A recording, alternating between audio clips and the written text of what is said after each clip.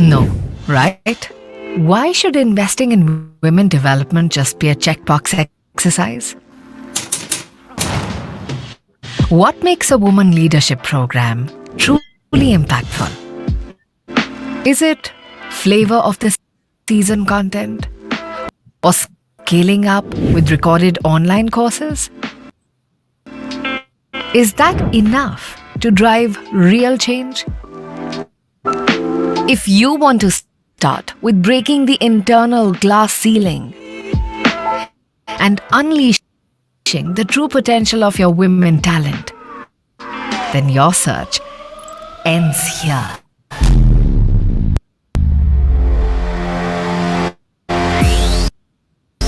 Welcome to Evolve, a transformational learning program where we take women professionals through an inside-out journey and bring out real behavioral shifts in the shortest time. The Evolve journey is rooted in research and designed using pattern-breaking, transformational methodologies, building a safe space for women to reflect deeply, share openly, and grow collectively, helping them emerge as role models for other women in the organization. Because every woman needs to discover, I am not alone, and I can become my best version. So, join us on this transformational journey. Reach out today and let's start a conversation.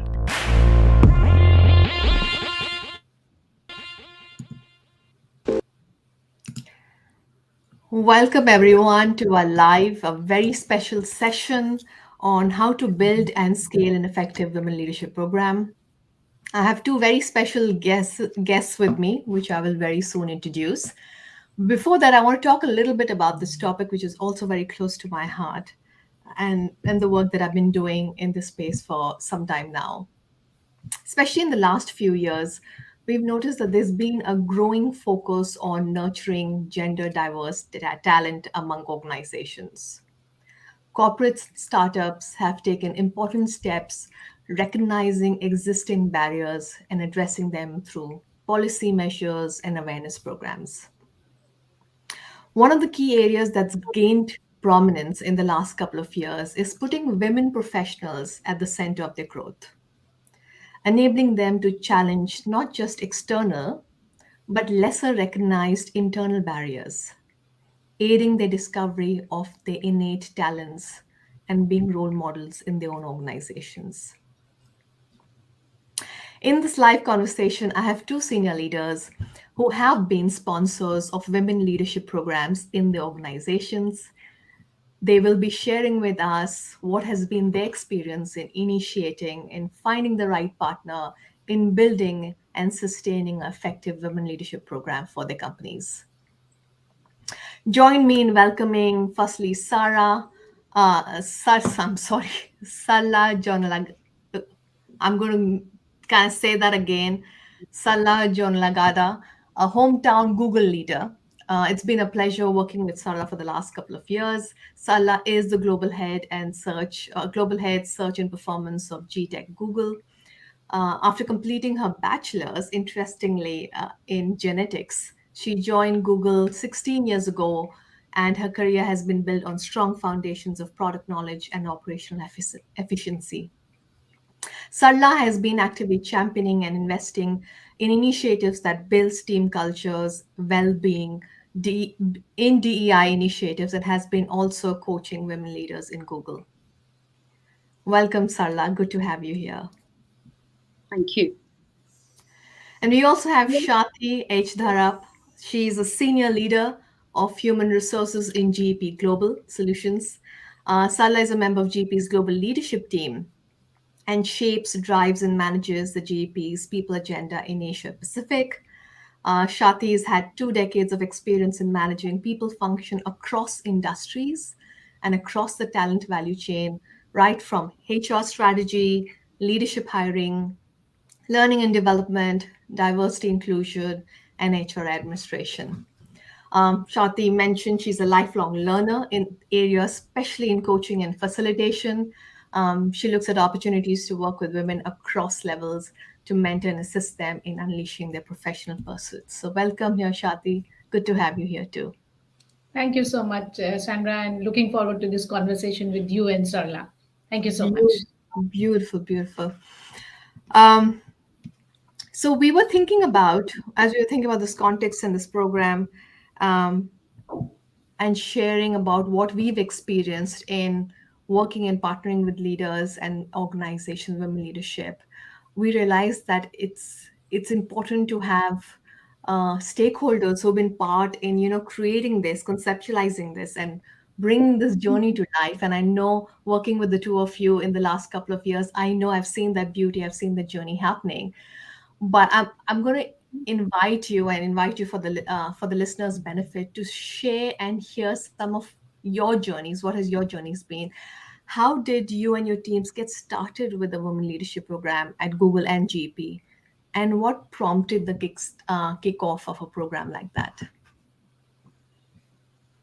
Great. That's a great kickstart to the conversation, Sandra, and thank you for actually putting together this forum. I think I go back to my experience over the last 16 years here, Sandra, and one of the things that I can very confidently say that I have been invested in with the right will, skill, and opportunities. And I also feel that through my experience, that is something that I wanted to continue giving back to the community and building that out. In doing so, I also have this opportunity to be a part of and work in this amazing organization of Google that does a fantastic job of being intentionally invested in DEIB, where B belongs to belonging. And I think with that focus, that intent, where it's about driving outcomes that really matter. Uh, we have also structures where there are councils and forums which are led by exec senior leadership, and with representation across all the teams to be able to bring the voice, views, thought leadership, and excellence in what we should ideally be driving and what the outcomes are we looking at. And I think the larger vision is, what does it take to build a strong representation? What does it take to be able to pull together programs that will enable progression of women, of individuals? And what does it actually take to be able to ensure there is that retention of talent that's happening?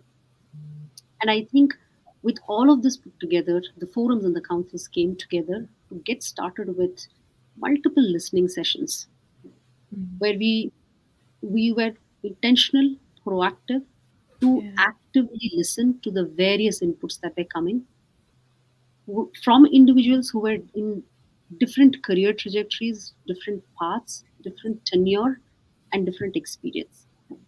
And we wanted to understand from them what is it that they're looking for and what is the support. And the support could be support from peers, support in building a community, or support from the community, and support Yeah. in terms of some of the enablement programs or sponsorship or coaching. And largely what we heard was there is there is this confidence gap which probably a lot of times is perceived than actual, and therefore we had to understand what was that imposter syndrome. The second one was that there is a significant investment that needs to happen only from their end to be able to move that needle, when it's actually the whole ecosystem that works to make it happen. And the Yeah. third one is having a good understanding of what are the various career paths that one can explore. Actually pulling all of these nuances together, stitching up together, is what led to the program that we built out in partnership with Transform Me, and that's evolved. Right? It was truly a program that was built to engage enhance and pull together or and build a strong community that is able to support each other, but also more importantly share the experiences that they have to just grow in the journey that they are in. I Yeah. think the way it has actually progressed, and it's been a couple of years now. It's come to a point where we know that this when actually put together can run on its own, because we have passionate people driving it, and we have even more intentionally passionate and engaged people who are a part of it, and that's how the journey has been so far. Yeah, yeah. Beautiful, Sarla. And I remember those conversations, the listening forums, and going through that data. And for me, as a partner, my first thought was this is really thought through and this is in detail. It's not something like what do you think are the best practices, because we were listening and we were reading the transcripts and figuring out what programs that need to be created for your women professionals. So and it took a couple of months doing that. Just the diagnostics took a few months, just sorting out what they wanted. And you interestingly brought a bit about community, which I'll probably pick discuss a little bit more about community. But yeah, that's an important area that really stood out in the program too. Shati, I'm looking at you. Would love to hear your journey as well. Definitely. So when you hear about these leadership programs, especially for women, and Sandra, since you have worked with so many organizations, I'm sure you understand that the premise remains the same. I think women go through this whole thing, and it could be a perception about, do I have the courage to speak up? Am I confident enough? Is it the right thing that I'm doing? I think we are always having this, this conscious or subconscious thing playing always. So our journey, of course, was slightly different than what Sarla shared from a Google perspective. While we have several leadership programs that is there, and there are different milestone programs that are there, there was something also for the middle management women leaders. But what happened was we had participated in the Great Places to Work survey in 2021. And when we looked at the outcomes, especially when we looked at the outcomes coming from the women, the diverse population, the women leaders, there were very clear three or four outcomes that came up. And one of them was about this whole training and facilitation, saying that how do you help women at that leadership level to grow the next step? So they talked about, it could be about conversations, it could be about support, it could be about coaching. And then once that was identified, what we did is, the uniqueness about the program was it was not led by only human resources. So we created a small core team of global women leaders from different functions along with HR, to say that let's come together, let's discuss, and let's see what are the areas that we think that women need support. you know and there was a core team of a small team formed, a representation from global, representation from different functions, and of course I was at the heart of this whole conversation.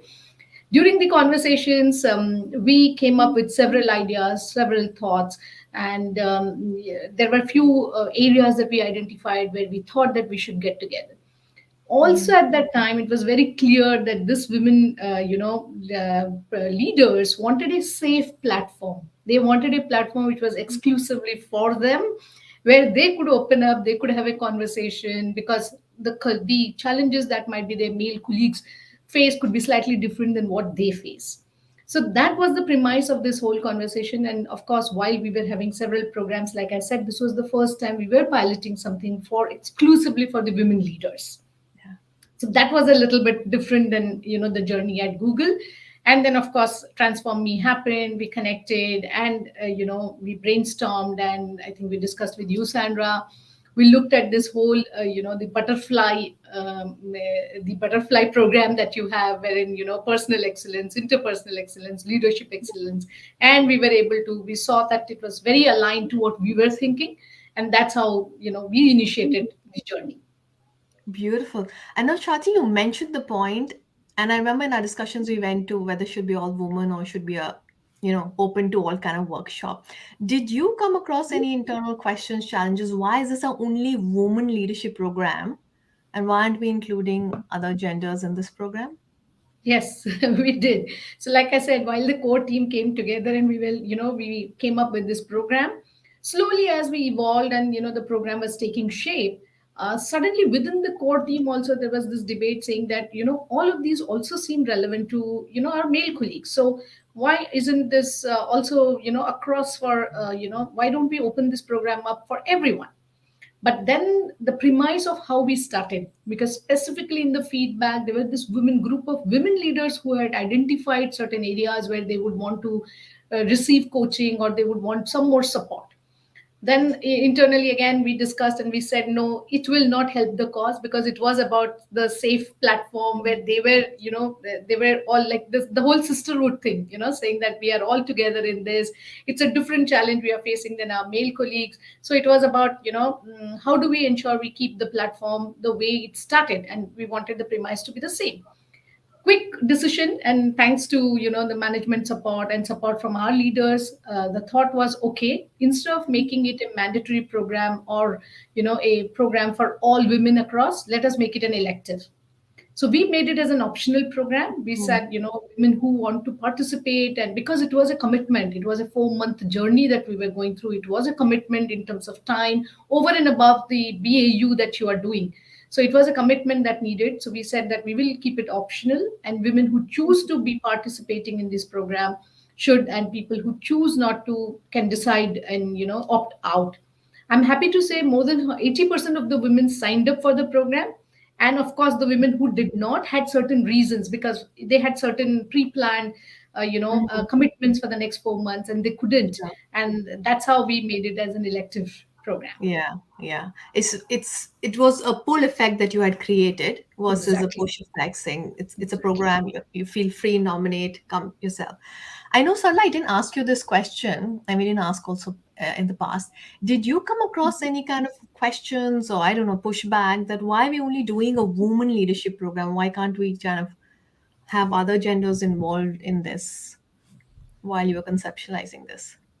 I think, Sandra, when we started this off, from from the word go, we were very clear about what is it that we are solving for and why, right? And Mm, we wanted to make sure that that clarity was there in what we were building up, mm, because there could be a lot of ways of solving for the same problem, and therefore we stepped back to say, is there actually a problem, right? And that's where mm, that the looking closer into data for a period of time, doing those listening sessions, putting the qualitative quantitative together to say, yeah, there is an opportunity, right? And mm, we need to solve for that opportunity.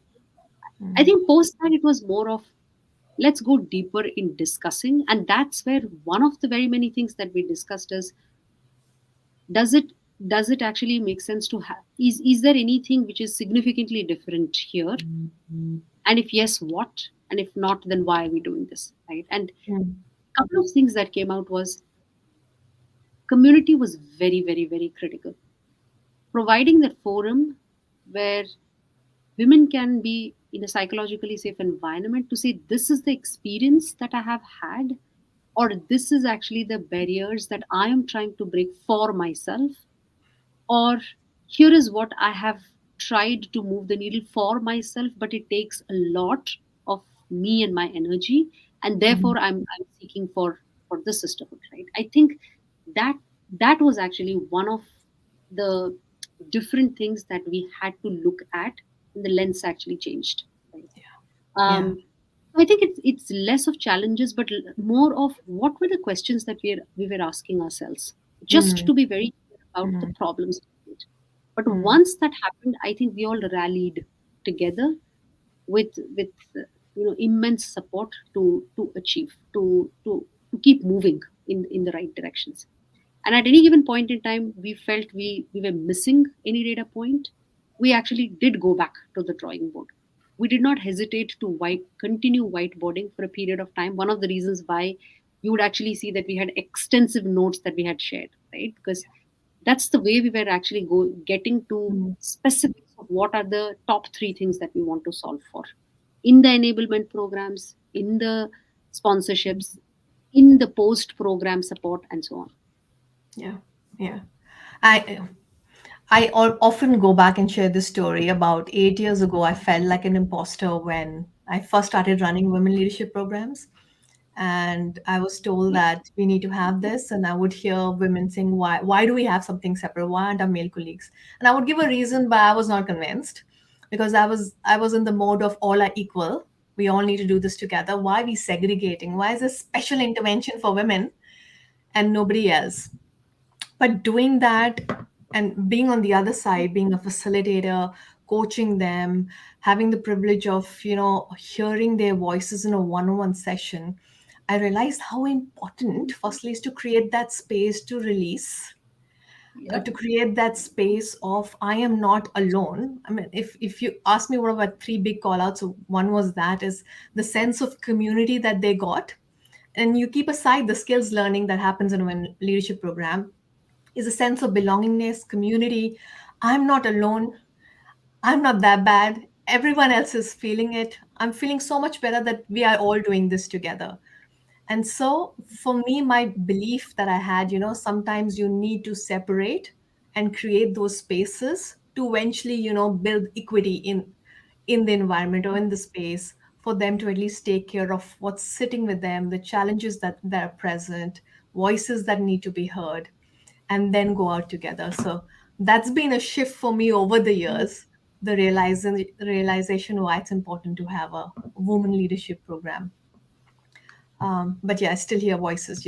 I think other people also need this, so get them involved. We'll have one And what soon. is and what is also surprising, Sandra, again during my discussions and during the forums, I realized that it is also not about women in maybe in India or in a certain region, but across the globe. It was the feelings and the what I heard was just the same.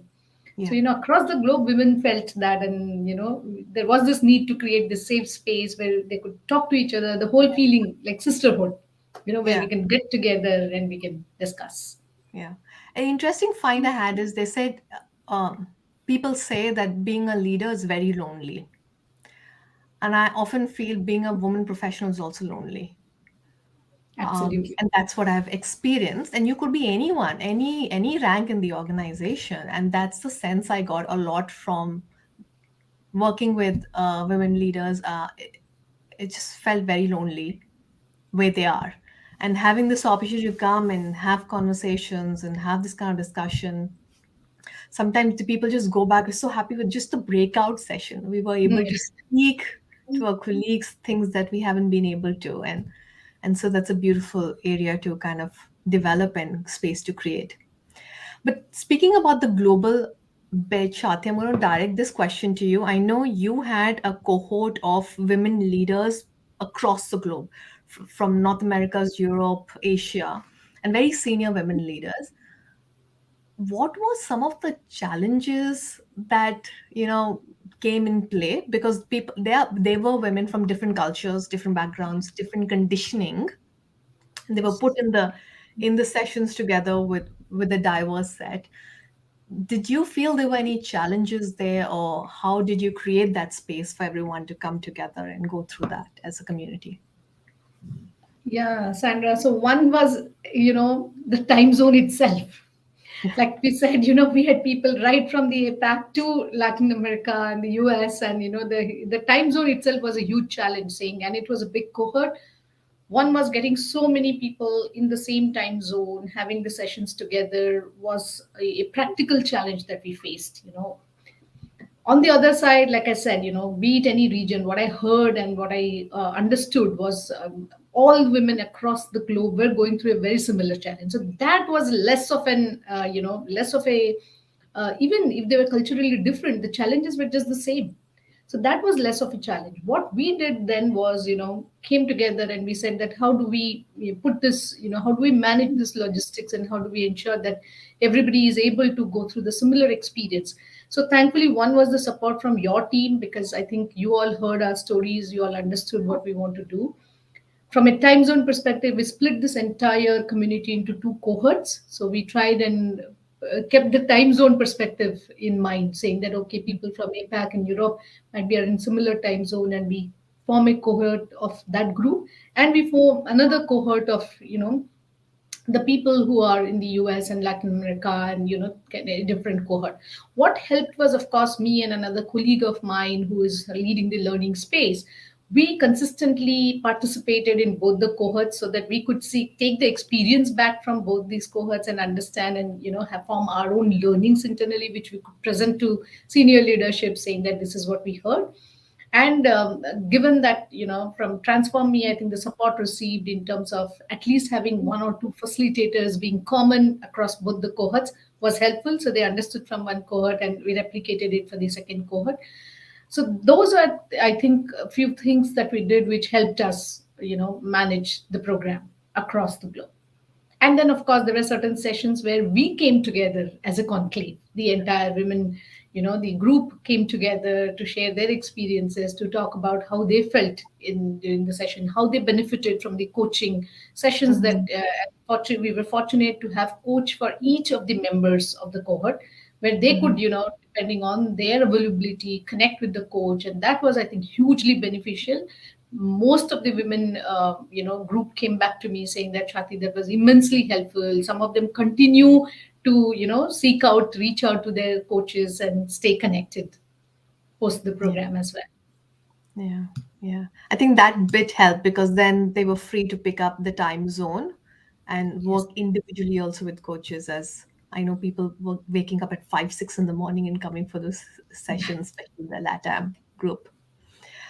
Sala, did you have any challenges in this whole journey, running the journey, conceptualizing it? Any roadblocks that came your way? I think Sandra, when we actually take something as critical as this, and when we are working with the intent of like absolutely nailing it and getting it right, sometimes we are also trying to look for perfections, right? In saying this has to land, this is how it needs to be. And I think over this experience, what I really feel that has helped as well is sometimes launch and iterate is a great way of actually landing finally with something which sticks longer but has Hmm. that authentic learning to it, right? We got most of the things right. There could be some things that we could have done differently, if not better, right? I always believe that we do things differently. Hmm. Whether it is better or not is something that we decide later, but it's always different, right? Hmm. And I feel that we've explored what are the different ways of doing. As we roll out the next phase or the next batch this year, and we have one running this year, we've actually been able to get that learnings. So the start of this year, we went back saying, what were the things that went very well? What are the things that we could have done differently? What did we expect to hear from our participants? What did we hear finally? What were the outcomes that we were looking for, qualitative, quantitative? Where did we land? Right? Mhm. And all of those put together, I'm glad that we've been able to loop them in the right spaces to plug those spaces, not gaps, for this year's batch. I'm sure Hmm. we will hear something this year, and that will loop itself back into the program, and that's how iterative it is. The other Yeah. learning that I have also had is when we launched the program, we were in a very different situation and scenario globally. We were actually in a pandemic situation where everybody's experiences have been different, their situations were different, right? And therefore, we ensured, and that was the learning, that when we roll programs during a time where it is some aspects are variable, you need to actually ensure that we are plugging that for everybody because you need to make it work for everybody. Hmm. That's actually a learning that we have is that we've been able to pull that into this year's. We potentially are coming back to what seems like the normal in terms of ways of working, but that is a learning that we do not want to let go of, and we'll continue to keep ourselves true to some of those are rich, meaningful, actionable learnings, and we'll work through. I think that was that was something that I feel we will take with us. Yeah, Launch, iterate, and keep making it, uh, keep relevant. evolving it, and keep making it relevant. I like it, evolving it. But I get it because I remember we were doing it in the middle of the journey as well. So it's not at the end of one journey we do it. In the middle of the journey, we were going through that process, listening to feedback, changing, looking at content. So, and it's a little different this year as well, I think. And that's the name of the game where you have to kind of look at how it keeps evolving and how it gets better. Um, Now, when you were looking at, and I know both your organizations and as sponsors, you first did your inner work, which is figure out what do we need to do for this women professional, what's the why, what we need to do, had your listening groups, got your ideas. And when the realization came that we need to look at some partners outside, what were some of the key criterias that you're looking at that were important for you before we, or some non-negotiables that you were looking at for a partner who can enable you in this journey?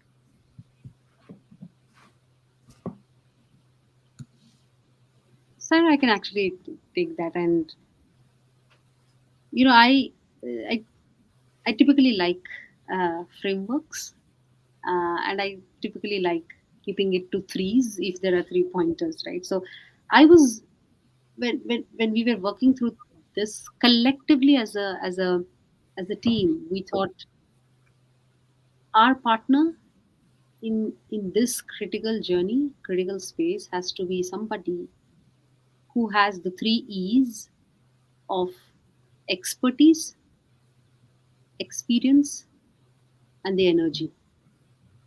Expertise to have had done this in depth in different scenarios, and the expertise becomes even more critical and important when there is a dialogue.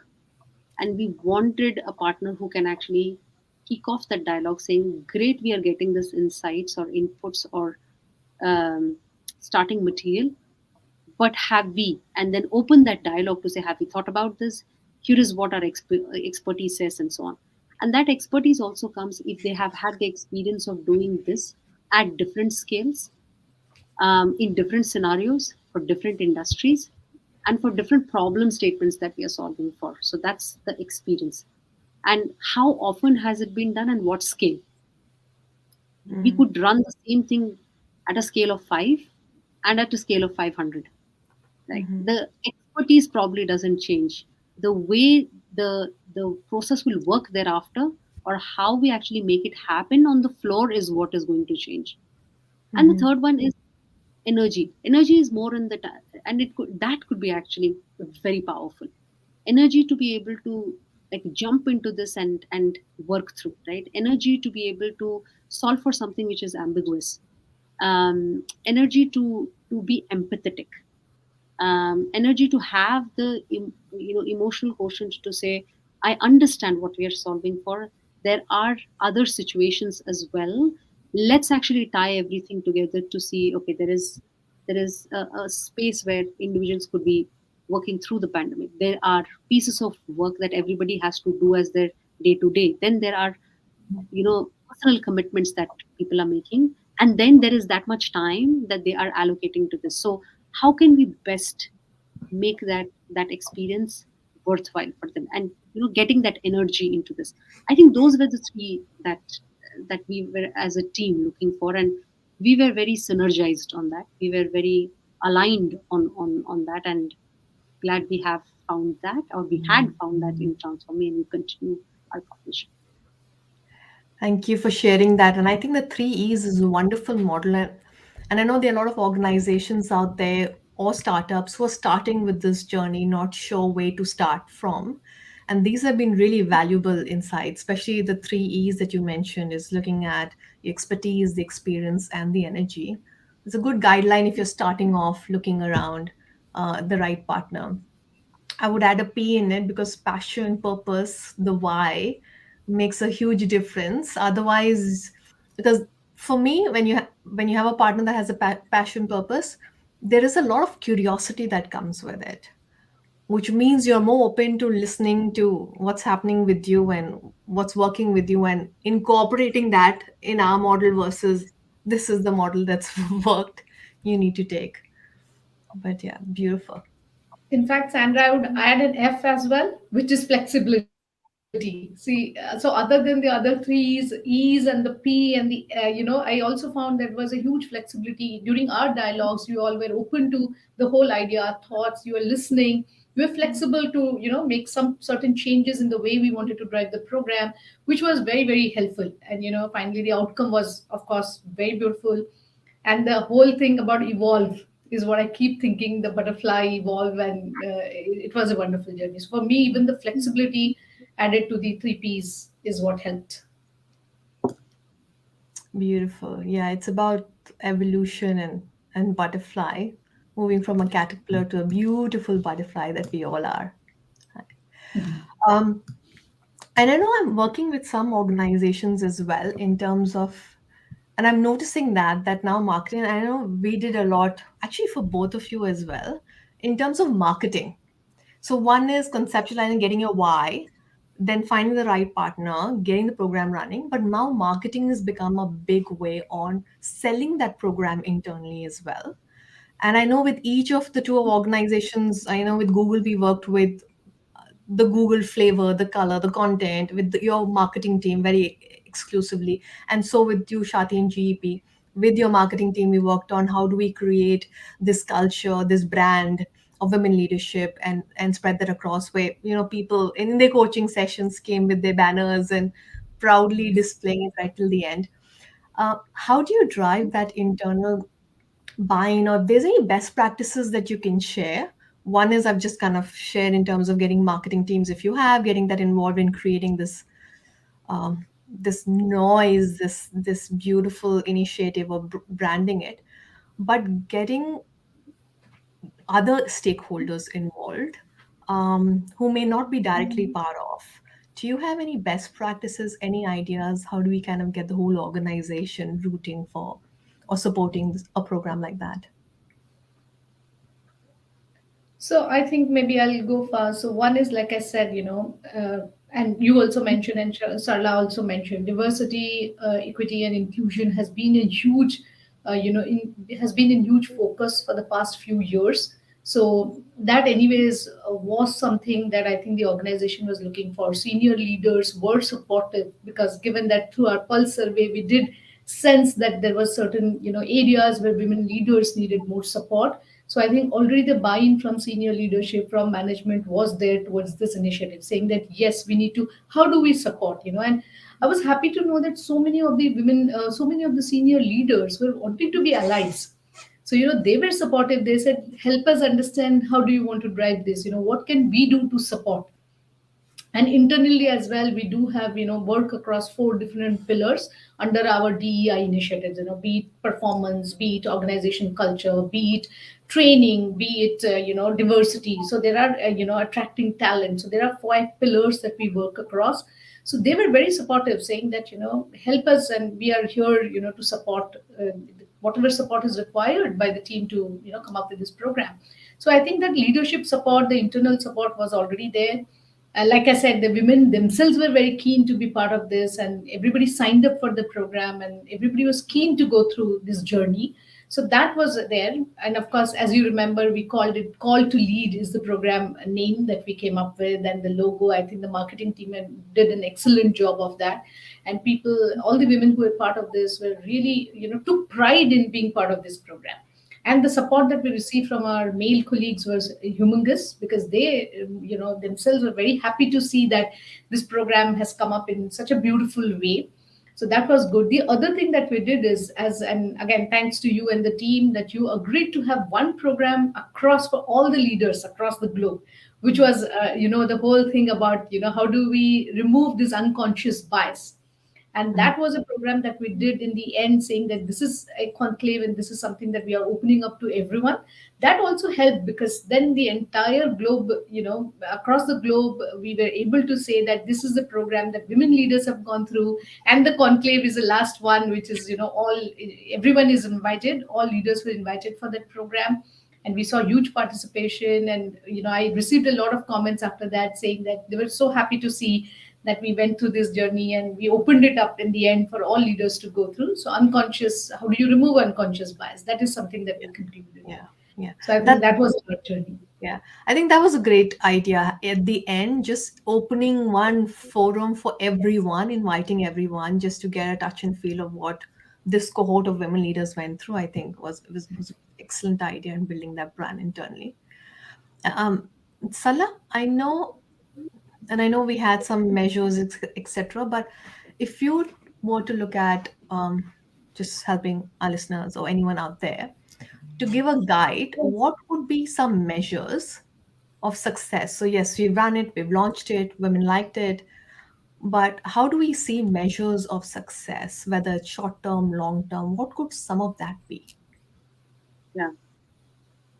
I think, Sandra, this is probably the place where as a team, as a group, we spent a lot of time discussing on how do we go about it, because something, trying to see an outcome from something as powerful as enablement programs or leadership programs like what we are discussing today doesn't necessarily happen only in like a 6 months time, because it's a journey.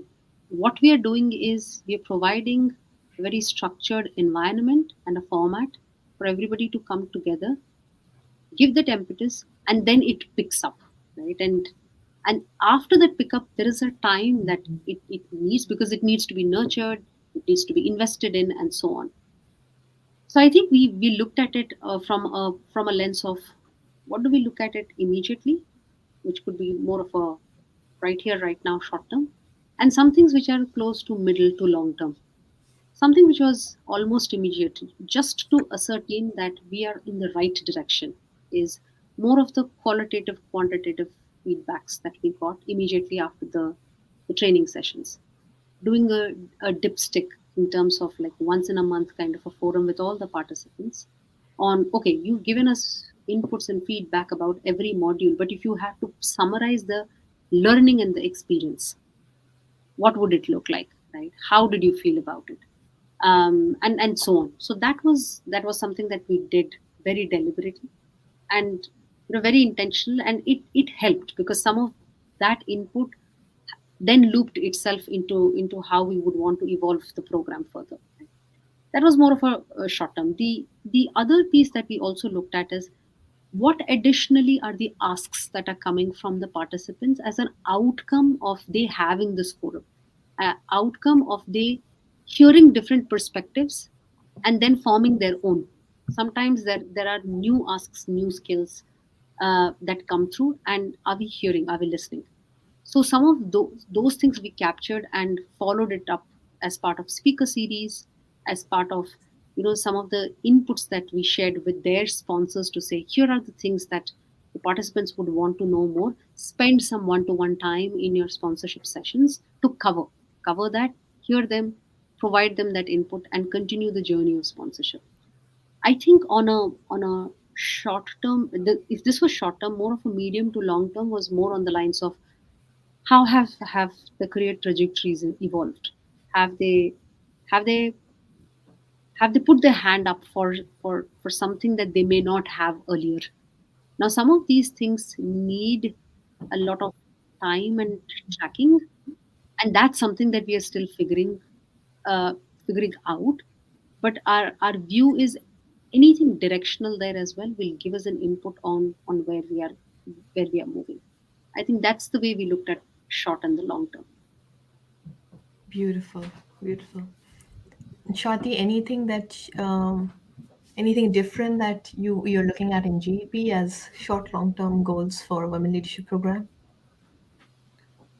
I think, like Sarla said, Sandra, this was more like an enabler. Hmm. It was more like an enabler, and we this was across associate directors to senior directors participating in this program. Personally, I think in the short term, it was about having that courageous presence, about branding, building our own brands. It is how do I overcome those? So I think that is what I've seen in the short term. And career trajectory, like Sarla said, is the next one to come. So we Mm-hmm. have, I must say that I have seen that already happen for a few of the women.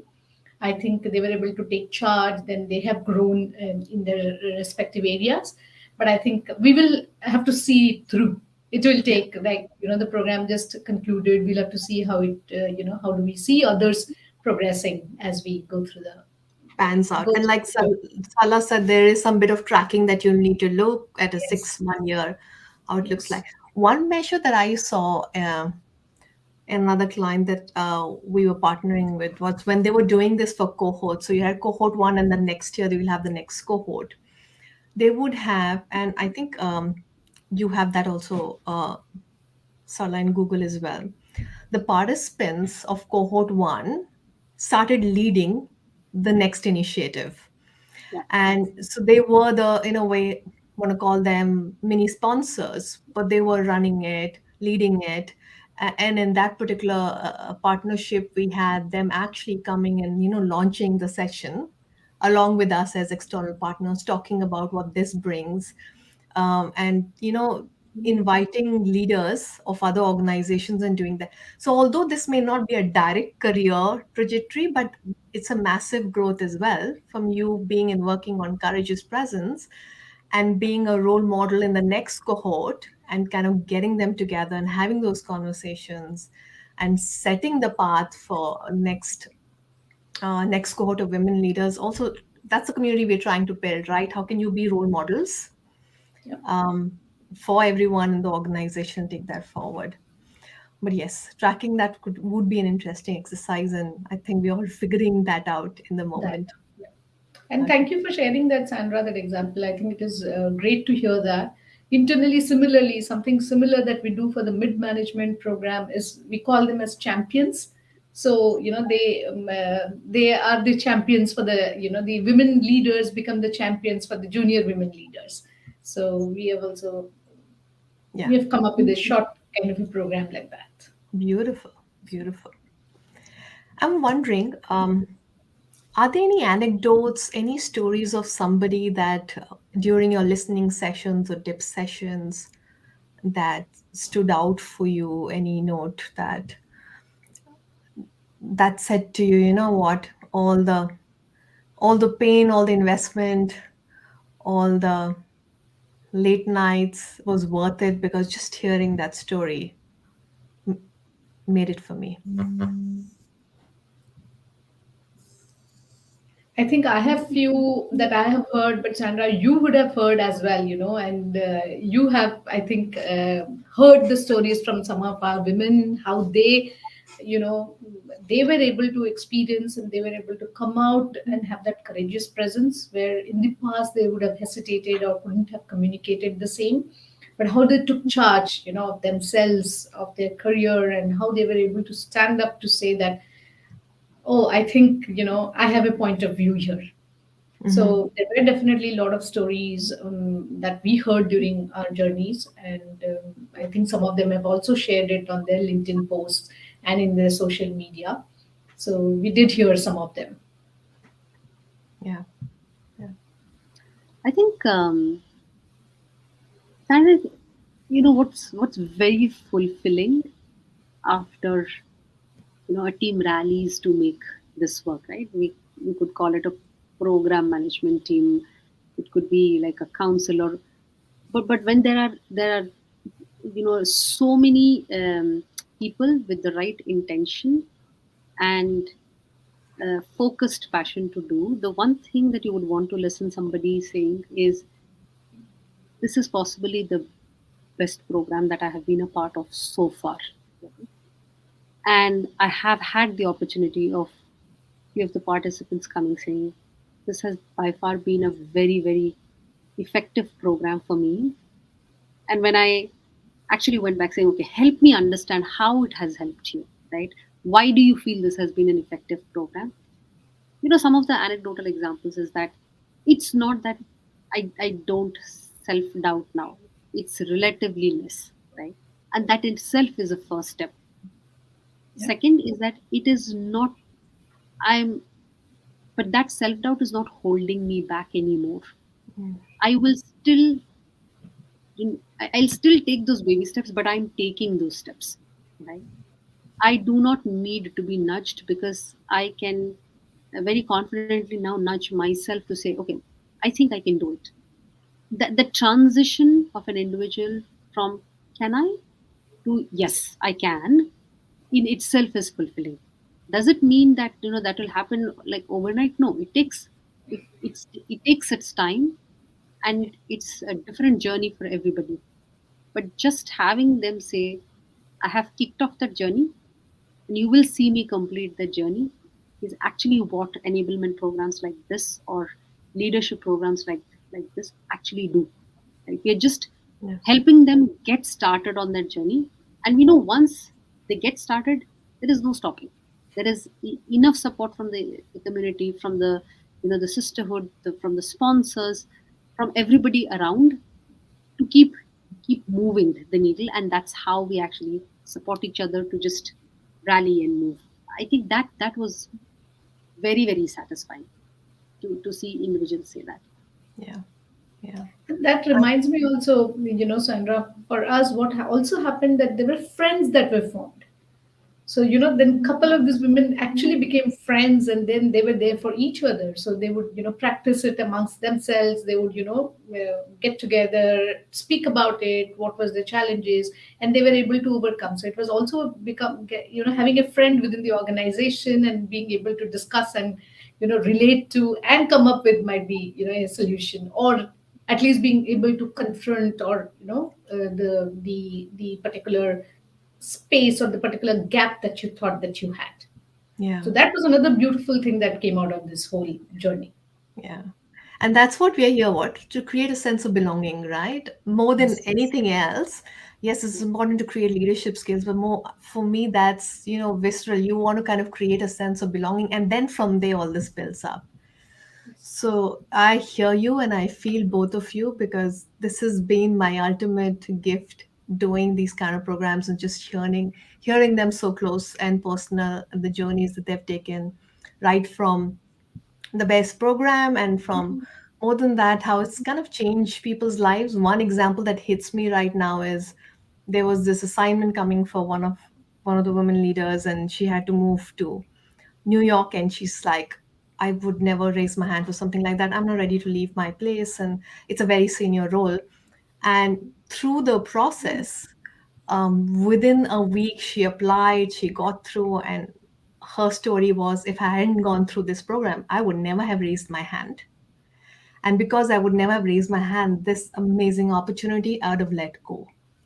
And that's in a way life changing it in a manner, because you are taking on an opportunity in new geography and making things happen. And of course, there are a lot of stories about women coming back after a career break, and also women who are going to go on career break, and the anxieties that's going inside. So yeah, it's just so rich listening to that experience. And then when the question comes in debating what's the success of a program, and we want to put numbers to it, and then there's this in terms of change, how do you put a number um, to this change happening? But it's about balancing, and I'm sure there are a lot of ways to make that happen.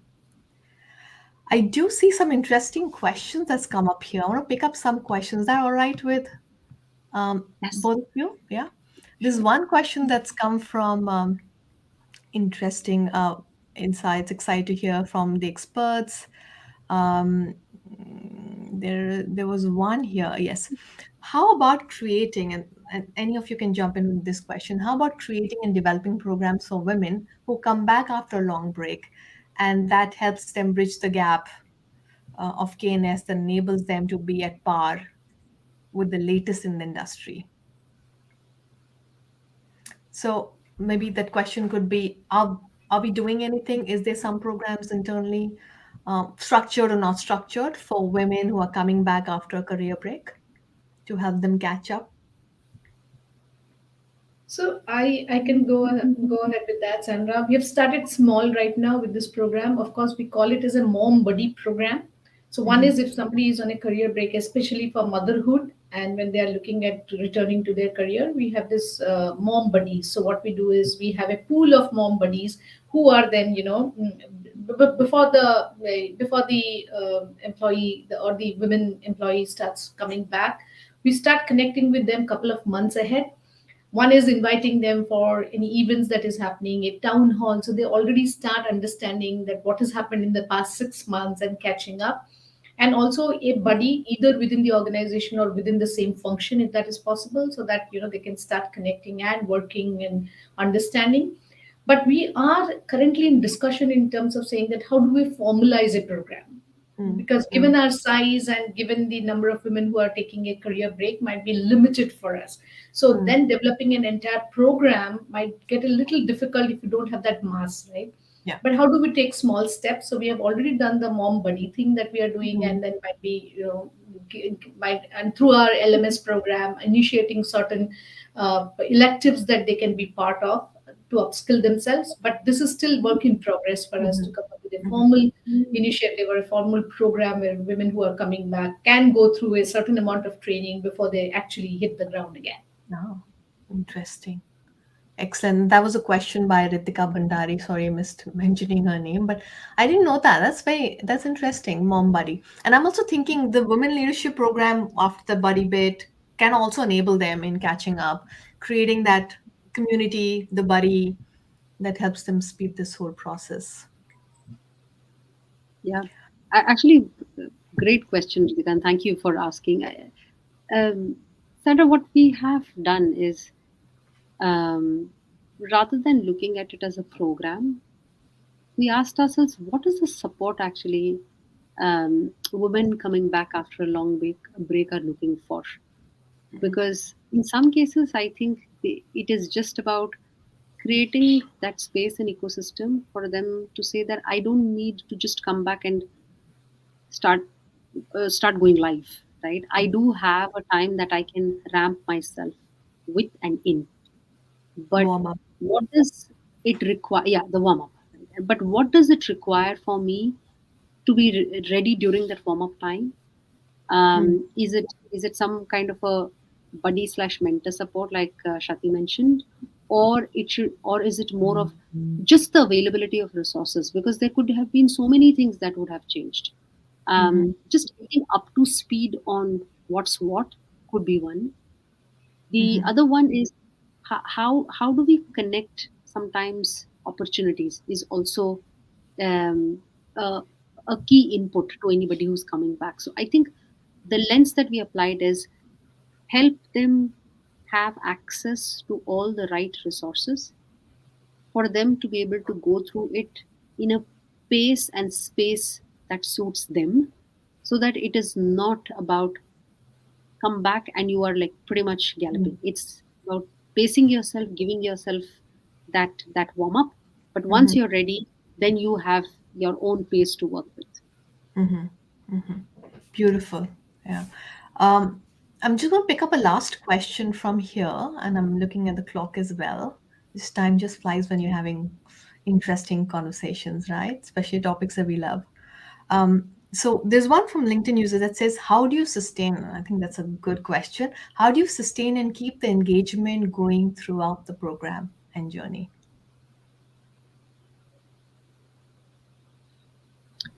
I think uh, it's honestly a brilliant question because there is so much that's happening that you know here's what I feel.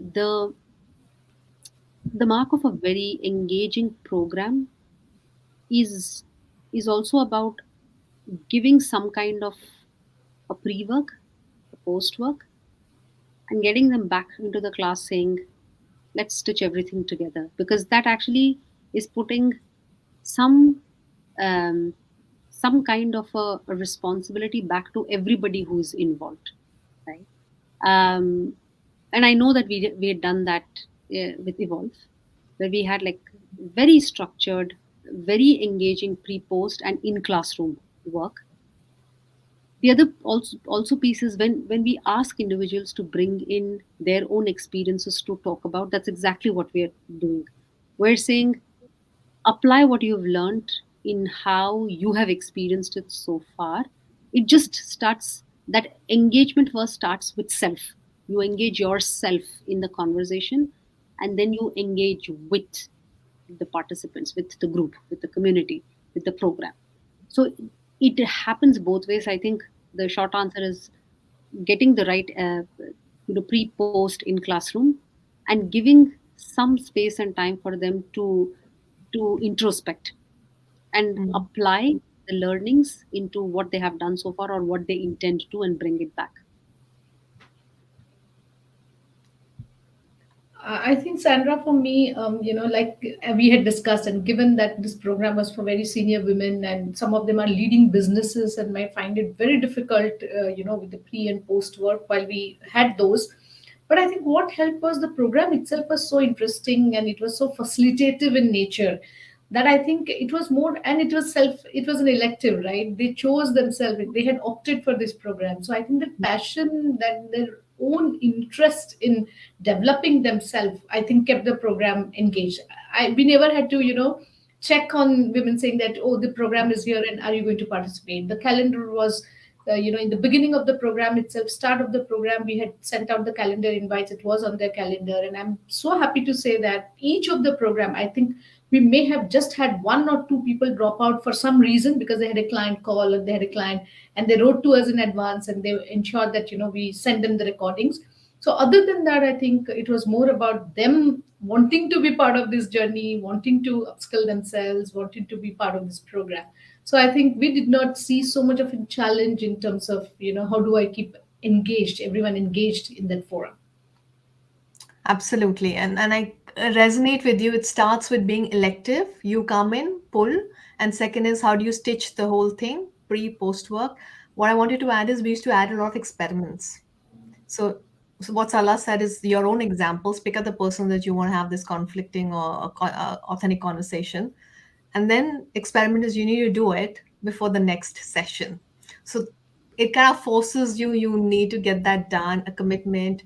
You make things happen. Also, you're just not learning 5 step approach, but you're actually going and living it, struggling with it, and then coming back. So that makes sense. I've got one question. I don't know whether we have time to take that up. I'm just leaving with you. What would be your advice to young women professionals about to enter workforce?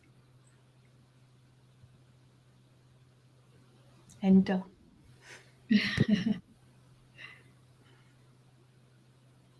See, at least for me, the mantra that worked, like I said, I'm a lifelong learner.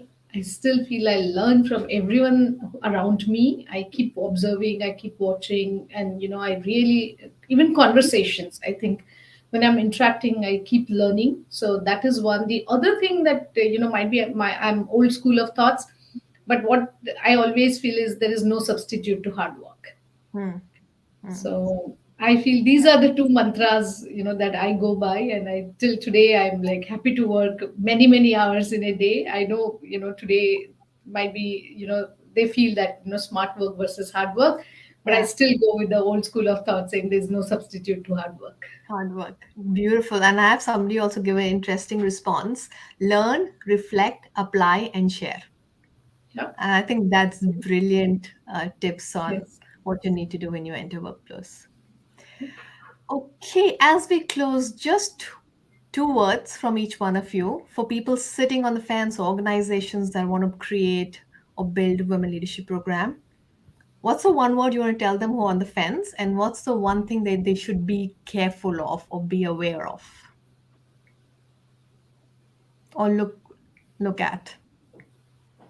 I would say go ahead. If you're thinking, if you're on the fence, just go ahead, because I think, like Sarla also mentioned, there is nothing saying that this is the final outcome and this is the final program. As you will go, there will be iterations that will happen. So that is what I would say. That go ahead and start your journey. I think you will learn through the journey. And your second question, I missed that. Second question was about One thing to think about, be aware of, be conscious of before jumping in. Yeah, so that again, like I had experienced that. I In the beginning of the journey, we thought everybody would want to be part of the program, and we later realized that might be some women do have certain, would question why it is only for women. Why do you think that we women want to go through this? So you might want to keep it as optional or elective, so that people can make their own choices. So these would be my two things. Beautiful. Thank you for I think, sharing. Sandra, my and Shakti, thank you so much for sharing. I think my choice of two words for anybody who is on fence would be intentional, right? Be intentional. It's the right thing that you're doing. And what would I ask them to look out for is, don't look out for perfection. Mm, mm, And if I could add one more, the clarity, clarity on what you want to do and why. mm, mm, mm. Beautiful. I think both of you had this point bang on. My one thing would be sitting on the fence would be know your why, very clear, because sometimes everyone's doing it and I'm not doing it can bring that anxiety and just jump into it. But know your why, have clarity on why I'm doing it, which kind of links to intention as well. And to what to be careful of is your commitment, because it is not just one party who's doing it, it's everyone's involved. So before you jump in, make sure you have the time commitment to see this through, to nurture it, to rerun it or re-engineer it and reflect on it. So I think that's one bit, intention, why, and commitment for me. All right. Thank you so much, both of you beautiful ladies, Sarla and Shati, for coming here, spending an hour, over an hour, just sharing your insights and experiences. I know it's been very valuable for me just hearing some things that I had not known after partnering with you as well. But I'm sure it's been immense value to people who've been tuning in, listening in, who've been sitting on the fence or who've tried a couple of times to hear these experiences from you. Thank you once again. Thank Thank you, you for in fact, having Sandra, us. yeah, for inviting us. I think it was great. And of course, knowing one more women leader, so Sarla, I'm so happy to be connected with you. And thank you, Absolutely. Sandra, once again. It's been a pleasure. Thank you, Sandra. Thank you for having us here. And more to what we can do in this space. Absolutely. Yes. More power to women leadership. My vision intention is we continue growing, building this beautiful community so that in future we don't even have to talk about women leadership at all. We're all just in the same space of strength and courageous presence.